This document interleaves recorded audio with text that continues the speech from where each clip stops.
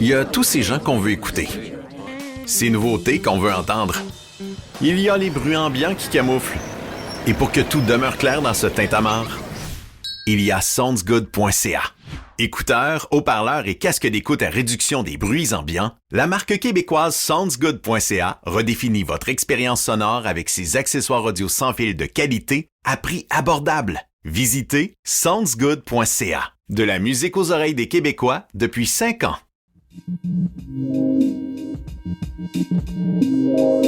Vendredi 2 mai, vous écoutez À la Une.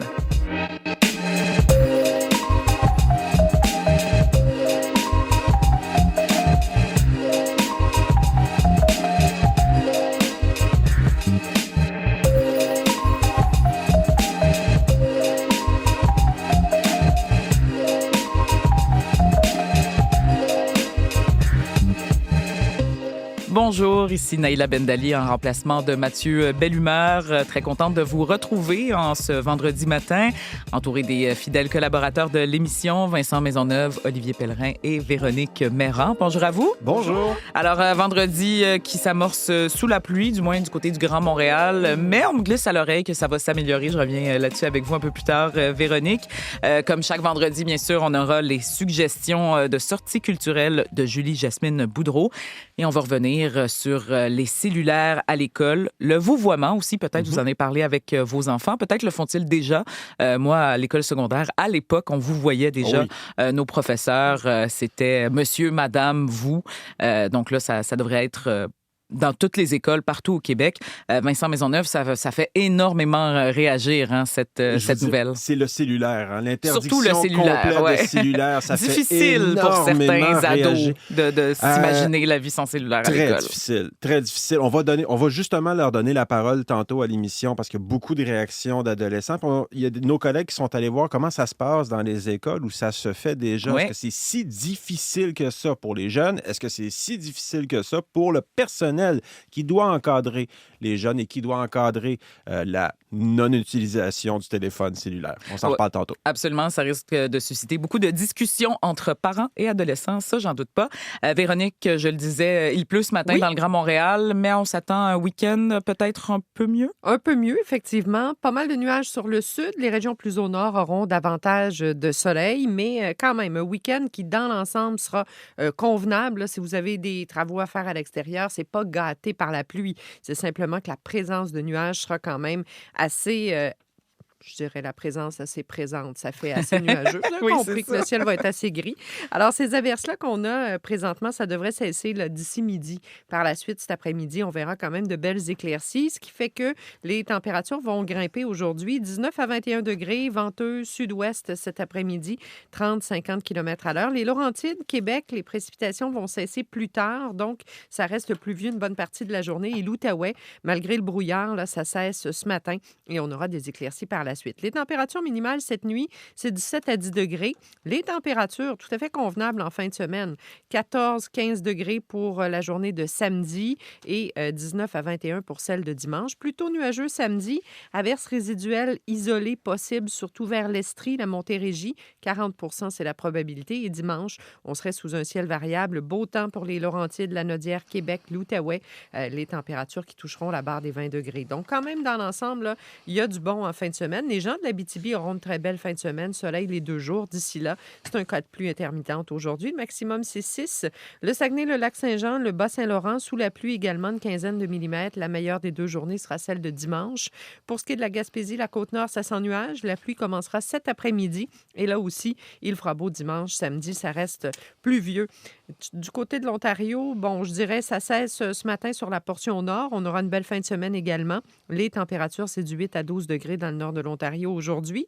Plus au sud, jusqu'à 25 du côté de Windsor, 18-20 Toronto, 20-22 degrés pour la région d'Ottawa. Brouillard, on a un avis en vigueur dans le secteur de Toronto. Très nuageux, 40 c'est la probabilité d'averses résiduelles. Les éclaircies viendront un petit peu plus tard en fin de journée. Assez nuageux samedi sur le sud de l'Ontario. On retrouvera le soleil dimanche. Et dans l'ouest, c'est carrément un week-end à saveur d'été. Edmonton-Calgary, 26 aujourd'hui. Il fera 28-29 samedi. Ça redescendra dimanche. 29? Oui, exactement. Saveur d'été, la première poussée de chaleur estivale. 24 à Regina aujourd'hui, 26 à 29 en fin de semaine. Winnipeg, on est autour de 14, mais il fera 26 tout le week-end sous le soleil. Et à Vancouver, 17 à 22. Du beau temps également pour aujourd'hui. Alors, si vous êtes dans ces régions, profitez-en pour nous. Merci oui. beaucoup, Véronique. Maintenant, je me tourne vers Olivier Pellerin pour les sports. On commence par le hockey. Max Domi derrière le filet. Domi toujours avec le disque. Domi passe le revers. Le tir et le but! Max Pacioretty! Les Maple Leafs de Toronto ont finalement décroché cette 4e victoire qui leur permet de passer au tour suivant. Au 6e match de cette série entre les Maple Leafs et les Sénateurs d'Ottawa. Les Sénateurs qui avaient recollé à 2-2 en 3e période. Et vous l'avez entendu, c'est l'ancien du Canadien de Montréal, Max Pacioretty, qui a marqué le but de la victoire, ce 3e but des Maple Leafs de Toronto en fin de 3e période. Le joueur de 36 ans qui a fait un retour au jeu lors de cette série, lors du match numéro 3, qui est allé marquer ce but important, ce but gagnant qui permet aux partisans des Maple Leafs de Toronto de pouvoir souffler un peu et de pouvoir aussi confirmer les billets pour la prochaine série. Oui. C'est toujours compliqué pour les Maple Leafs de se qualifier, mais c'est fait maintenant pour ce 2e tour. Et pour les Sénateurs, malheureusement, ça s'arrête dès le premier tour. Mais on pourra dire, un peu comme à l'image de la saison du Canadien, que ça aurait été vraiment une saison encourageante pour les partisans et pour ces jeunes joueurs qui n'avaient, pour la plupart, jamais participé aux séries éliminatoires, lorsqu'on pense entre autres au capitaine Brady Tkachuk. Et donc, un beau parcours en 6 matchs quand même contre les Maple Leafs. On peut écouter David Perron qui a marqué le 2e but des Sénateurs hier, ainsi que le défenseur Thomas Chabot. On a tout donné, surtout je pense qu'en 3e on a sorti fort. On savait que ça pouvait être la dernière période, évidemment, si on perdait.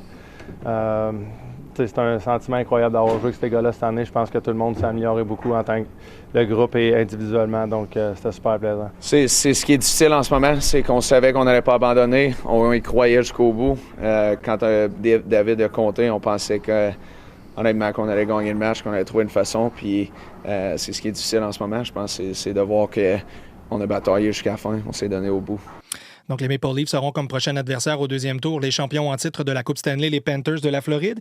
Une autre équipe canadienne est en action hier, les Oilers d'Edmonton. Eux aussi, ils ont mis fin à leur série. Une victoire de 6-4 face aux Kings de Los Angeles. Et voilà les Oilers qualifiés pour le prochain tour. C'est la 4e saison consécutive que les Oilers éliminent les Kings de Los Angeles dès le premier tour. Donc, les Oilers auront comme adversaire les Golden Knights de Vegas. Pourquoi? Parce que Vegas, hier, a éliminé le Wild du Minnesota et par le fait même, mis fin. En fait, on a assisté au dernier moment de la carrière de Marc-André Fleury, oui. le gardien de but québécois, toute étoile, qui a remporté 3 Coupes Stanley dans la Ligue nationale de hockey après 22 saisons, a annoncé qu'il tirera sa révérence. Donc hier, on a entendu son nom à la toute fin de ce match, malgré la défaite au Minnesota face aux Golden Knights. Oui, qui avait été chaudement applaudi lors de son passage à Montréal. Merci beaucoup, Olivier. Un plaisir, bonne journée.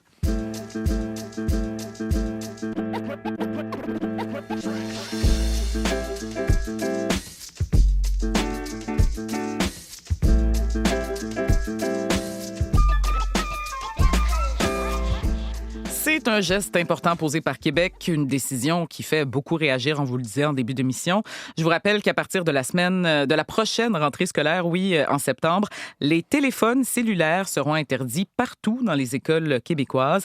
Les élèves seront également tenus de vouvoyer leurs enseignants et le personnel de l'école. Vincent, il s'agit de mesures qui font partie de ce nouveau plan pour, dit-on, améliorer le civisme et le respect dans les établissements scolaires. Oui, et pour voir comment c'est accueilli, on va se concentrer ce matin sur les réactions des principaux intéressés. Les jeunes. Élèves. Oui. Nos collègues ont tendu le micro hier à des jeunes qui sortaient des écoles où le cellulaire est encore permis, aux pauses et dans les corridors. On écoute. Je pense que c'est pas pratique parce qu'à la plupart du temps, on regarde notre horaire là-dessus, l'heure. Je sais pas pourquoi ils nous les enlèvent, on les a même pas dans les classes. Si on a besoin de faire des appels importants, qu'est-ce qu'on fait? Ou bien si on reçoit des messages, admettons, ma mère est à l'hôpital, qu'est-ce que je fais pour le savoir? Pas grand monde qui vont respecter ce règlement-là. S'ils peuvent pas le savoir si c'est ton téléphone ou pas. Je pense que c'est vraiment abusé. Parce que moi, premièrement, la musique, ça m'aide à me détendre, ça m'aide à déstresser avant les examens. Allez-vous respecter la règle? Non. Donc, on le voit, hein, sans équivoque. Ils sont attachés à leur téléphone, mais il y a des écoles, on le sait, où le cellulaire, c'est déjà complètement interdit. Je pense au collège Charlemagne à Longueuil. Il y a mon collègue Olivier Bachand, hier soir, qui est allé faire un tour là. Alors, ils font quoi, les jeunes de Charlemagne, quand toute la journée sans leur cellulaire? On a plein de jeux dans l'école, puis en dehors de l'école. pour jouer puis pas être sur des écrans. Moi, je prends souvent le temps pour aller au gym ou sinon aller dehors quand il fait beau. Je peux quand même socialiser avec mes amis, les voir en vrai au lieu de les texter. C'est mieux ça, je trouve, que toujours être sur nos téléphones, chacun de notre bord, comme pas se parler, en fait. On va être honnête, Naïla, il y a certains jeunes de l'école Charlemagne qui trouvent ça quand même difficile de ne pas avoir leur cellulaire. Là. Je pense que la pause et le midi, des fois, ce serait le fun qu'on ait accès au cellulaire parce que c'est cool, des fois, de pouvoir communiquer, juste de changer les idées. Ça peut être long quand on arrive de bonne heure le matin parce qu'on n'a pas le droit, mais des fois, c'est sûr qu'on le prend. Alors, c'est une nouvelle réalité à laquelle ils devront s'adapter, ces jeunes, mais aussi le personnel qui craint de devoir jouer à la police du cellulaire. Oui, c'est vrai. Et là-dessus, on va écouter le témoignage de Joanne Simard. Elle est très bien placée parce qu'elle est surveillante au collège Charlemagne. Ce qu'elle dit, c'est que la surveillance doit surtout se faire auprès des élèves de 3, 4 et 5e secondaire. Niveau secondaire 1, 2, ils respectent ça à 98 %. Ils mettent le cellulaire dans leur casier. Les secondaires 3, 4, 5, ils ont les cellulaires dans leur poche. Et avoir le cellulaire dans sa poche, ça peut être tentant. Hein? Il y a des élèves qui se font prendre. Dans ce temps-là, le cellulaire est confisqué. Et si ça se reproduit, il y a une retenue. Mais à qui peuvent bien texter ces élèves en classe, ceux qui se font prendre?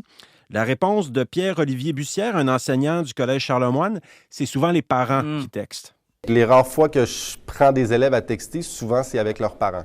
Mais il n'y a pas la réflexion de dire « Ah, il est 2 heures, il est en classe, c'est pas le moment. » Donc, dans ce cas-là, on confisque le téléphone et on va le porter au suivi, qui est le bureau là, qui s'occupe un peu des élèves qui sont sortis de classe ou qui ont des troubles de comportement. Est-ce que ça vaut la peine de faire l'effort et d'enseigner aux élèves, de laisser de côté le cellulaire toute la journée? Je vais conclure avec le témoignage d'une autre enseignante du Collège Charlemagne, Laurence Cosiol. Je trouve que ça aide beaucoup les élèves à ne pas avoir une attention divisée. Parce que c'est sûr, quand ils ont leur cellulaire avec eux, ils ne sont pas complètement dans la classe, même pas avec l'enseignant ou même pas avec leurs amis. Ils sont sur leur cellulaire. La moitié de leur attention est là-dessus. Alors voilà, pas de cellulaire dès la rentrée scolaire dans les écoles primaires, secondaires, privées, publiques du Québec. Partout. Merci beaucoup, Vincent. Maintenant, on regarde ce qui retient l'attention sur les unes des quotidiens avec Marie-Jeanne Dubreuil qui est à Ottawa. Bonjour Marie-Jeanne. Bonjour Naïla. Alors, les médias se transportent dans nos écoles ce matin. Ben oui, pour parler de ce nouveau plan de civisme, mais pas que. Donc, c'est un incontournable, ces nouvelles mesures que veut implanter le ministre Drainville dans les écoles du Québec dès septembre. Vincent vient tout juste de vous en parler, de l'interdiction du cellulaire. D'ailleurs, j'ai souri en voyant le titre d'un article de la presse ce matin. Ils ont survécu à l'interdiction du cellulaire. C'est l'exemple d'une école de Saint-Bruno, en banlieue de Montréal. Mais ce qui semble faire la une ce matin, c'est davantage le retour du vouvoiement, hein? Une marque de respect pour la fonction et l'adulte, selon le ministre Drainville.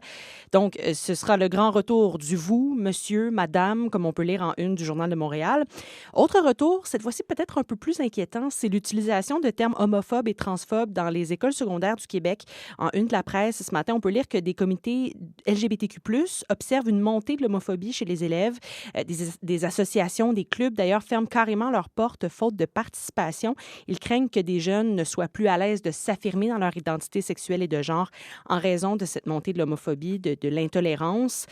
Parlant de jeunes, 2 décisions juridiques qui attirent l'attention aussi dans les médias ce matin. Dans le Globe and Mail, on parle de la Cour suprême du Canada qui a refusé d'entendre une cause qui aurait pu déterminer si les provinces ont l'obligation de lutter contre les changements climatiques pour la santé de leurs citoyens. Le gouvernement Ford espérait contester la cause de 7 jeunes écologistes qui soutenaient en appel que les politiques environnementales de l'Ontario étaient inconstitutionnelles. Mais bon, il pourrait y avoir des suites à ce refus en Cour suprême, là. Et autre décision, cette fois-ci relatée dans le National Post, c'est un juge de la Cour supérieure du Québec qui a tranché qu'un enfant pouvait avoir plus de 2 parents et que la réglementation provinciale devait être changée pour mieux s'adapter à la réalité des familles d'aujourd'hui. Oui, ce sera certainement à suivre cette décision, voir si le Québec va la porter en appel. Maintenant, à l'international, ce sont les décisions du président américain Donald Trump qui font les unes un peu partout. Oui, à commencer par sa décision de muter le conseiller à la sécurité nationale, Mike Waltz, et de le nommer ambassadeur des États-Unis à l'ONU 1 mois et demi après le Signal Gate, lors duquel il y avait un journaliste du magazine The Atlantic, qui avait été ajouté à une conversation de groupe planifiant un raid aérien, carrément. Le magazine The Atlantic qualifie d'ailleurs ce désaveu envers Mike Waltz comme la preuve d'une chasse aux sorcières au sein de l'administration Trump. The Economist note par ailleurs que ces changements dans l'administration pourraient causer encore plus d'instabilité dans le département de la sécurité américaine.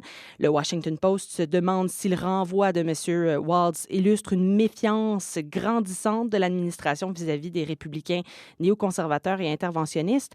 Et si on veut un tour d'horizon là, de pas mal tous les médias américains, mais on peut toujours se tourner vers le site web du Courrier international qui fait un résumé en français, évidemment. Et d'ailleurs, parlant du Washington Post, on parlait des 100 premiers jours de Donald Trump cette semaine-là. Il n'y a rien de moins que le vice-président J.D. Vance qui a signé un texte pour défendre le début de mandat de son président dans le Washington Post. Donc, petite lecture ce matin, si jamais. Et en terminant, côté économique, c'est 2 compagnies de véhicules électriques qui font jaser. Oui, commençons avec Tesla, peut-être, là, qui menace d'intenter une action en justice contre le gouvernement canadien en raison du gel de millions de dollars de demandes de remboursement dans le cadre du programme fédéral de remboursement. Ça, c'est un premier article. Et il y a, ça, c'est du côté du Toronto Star. Et du côté de la presse, on parle de transporteurs scolaires là, qui s'inquiètent du démantèlement probable de Lion Électrique au Québec, autre compagnie de véhicules électriques. Marie-Jeanne Dubreuil à Ottawa, merci beaucoup. Bon week-end.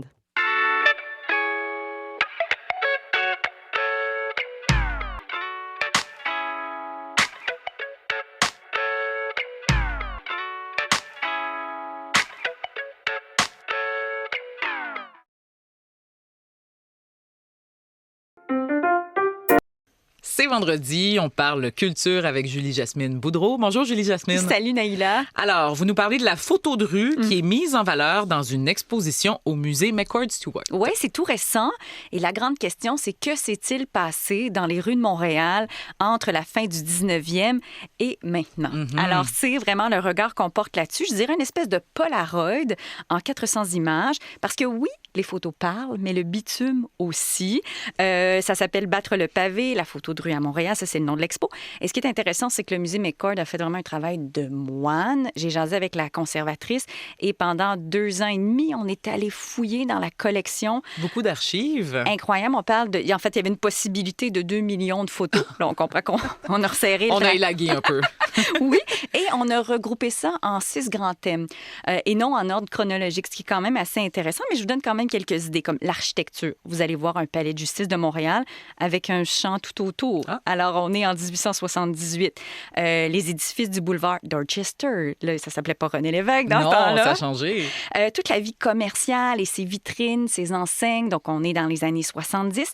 La présence des citoyens dans la rue. Toutes sortes de manifestations, comme la fin de la Deuxième Guerre mondiale en 1945, le 4e festival de jazz de Montréal en 1982, ou encore les émeutes de 1996 quand le Canadien a gagné la Coupe Stanley. Bien sûr, ça marque les esprits.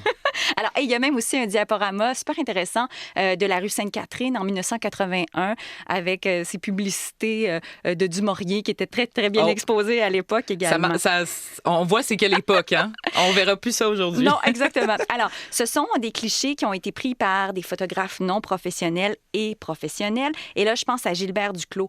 Il y a une section qui lui est consacrée. Je ne sais pas si vous vous souvenez l'affaire Duclos. Ça, c'est vraiment intéressant. C'est tout ce qui concerne, en fait, le droit à la vie privée et à l'image. Parce que lui, à la fin des années 80, avait photographié une jeune femme de 17 ans dans un escalier, un lieu public. Et à la suite de l'apparition, la jeune fille avait porté plainte parce qu'elle s'était fait un peu intimidée par ses camarades de classe et tout ça. Et 10 ans plus tard, ça s'est réglé en Cour suprême du Canada. Puis on a donné raison à la plaignante. Alors, c'est intéressant de voir ça aussi, comment la photo de rue a évolué, le droit à l'anonymat. Et il y a une magnifique installation vidéo à la toute fin de l'exposition. Ce sont les photographes qui parlent. Et ce qu'on voit, on les voit à l'œuvre, on les voit au travail. Et encore à ce jour, la plupart travaillent avec de bons vieux appareils, pellicules, quelque chose de très, très léger, rien d'encombrant, pour justement arriver à prendre la vérité, le plus pur, le plus vrai de ce qu'offre la rue. Puis moi, ce que j'ai vu là-dedans, c'est surtout une espèce de regard anthropologique qui est vraiment intéressant. Alors, c'est présenté au musée McCord Stewart jusqu'au 26 octobre. Ouais, c'est fascinant parce qu'on va voir les photos et après, on se promène dans Montréal. Oui! Et ça nous rappelle un peu comment c'était dans le temps. Si on n'a pas vécu ça, là, c'est quand même une belle expérience. Maintenant, jeudi prochain, ça va marquer le 25e anniversaire de la mort d'André Dédé-Fortin, le cofondateur des Colocs. Et Télé-Québec Québec réunis dans une émission spéciale des artistes qui vont revisiter les chansons du groupe. Et je dirais des artistes soigneusement choisis. Je pense à des talents, soit porteurs de charisme ou de paroles un peu semblables à Dédé, comme entre autres Daniel Boucher. Je pourrais vous parler aussi de ceux qui se sont laissés inspirer par les colocs, comme Émile Bilodeau, Gab Bouchard, ou encore ceux qui l'ont côtoyé, Elage Diouf, ou encore Marc Derry, qui lui a été par ailleurs le premier bassiste des colocs, et c'est lui qui ouvre l'émission. On va l'écouter. Je te jure que je vais me caser. Je vais me lever tôt, à tous les matins. Je te promets d'arrêter de chialer. Puis si jamais tu me donnes une job, tu m'enverras à l'église, à genoux devant le curé. Mon Dieu, ne me pas tomber. Wow! Alors, c'est une espèce de clin d'œil cinématographique parce que, souvenez-vous, les clips, les vidéoclips, en fait, je devrais dire, des colocs étaient très, très originaux, très imagés. Alors, on est allé là-dedans. Il y a quelques voix hors champ pour faire des liens, mais en général, tout pour la musique, c'est-à-dire des pièces comme Julie, Dédé, La rue principale, Tassez-vous de là, Le répondeur aussi, et même la chanson Dehors Novembre. Et c'est Laura Nicoué qui la porte, elle la chante dans le métro. Puis c'est cette chanson-là qui parle de la mort de l'harmoniciste Patrick Esposito Di Napoli, qui est décédé du sida dans les années 90. Et c'est particulier parce que Dédé et Patrick Esposito Di Napoli s'étaient rencontrés dans le métro. Alors, on a fait ça. Là. Ça, je vous dirais que ça, là, c'est assez remuant comme segment, bien sûr. Mais il y a aussi quelque chose de festif, comme la finale avec Sébastien Ricard, qui l'a personnifié au cinéma dans le film, et Mara Tremblay, qui a été musicienne pour les colocs. Puis là, on y va avec Passe-moi à POC.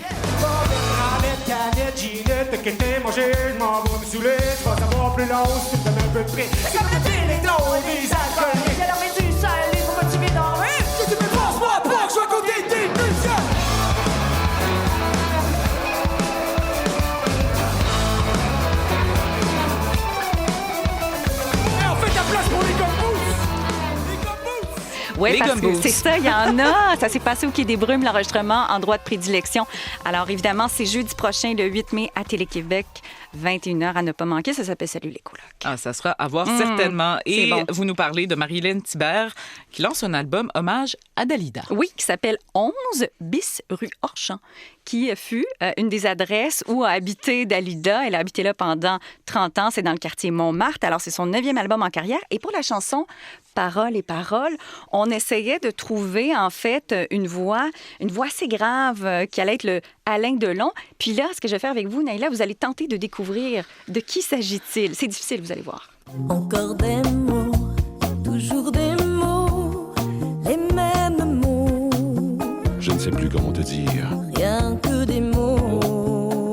Mais tu es cette belle histoire d'amour que je ne cesserai jamais de lire. Des mots faciles, des mots fragiles, c'était trop beau. Tu es d'hier et de demain. Bien trop Je beau. reconnais la voix, mais j'arrive pas à... C'est dur. À mettre le doigt dessus. Là. Si je vous disais les hypnotiseurs. Mesmer? Oui! Mais non! Alors oui, on a demandé à Mesmer d'être sur cette chanson-là. Et en dehors de ça, vous allez retrouver Bessame Mucho, Gigi Lamoroso, Parlez-moi de lui, il venait d'avoir 18 ans. Bref, tous les grands succès. Les grands classiques. Voilà, signé Marie-Hélène Thibert. Et ça sort aujourd'hui. Merci beaucoup, Julie Jasmine. C'est plaisir. Voilà, c'était votre édition du vendredi à la une. Je vous souhaite à tous une excellente fin de semaine. Qui aime le vent et le parfum des roses. Moi, les mots tendres enrobés de douceur se posent sur ma bouche, mais jamais sur mon cœur. Une parole encore. Parole, parole, parole. Écoute-moi. Il y a tous ces gens qu'on veut écouter. Ces nouveautés qu'on veut entendre. Il y a les bruits ambiants qui camouflent. Et pour que tout demeure clair dans ce tintamarre, il y a soundsgood.ca.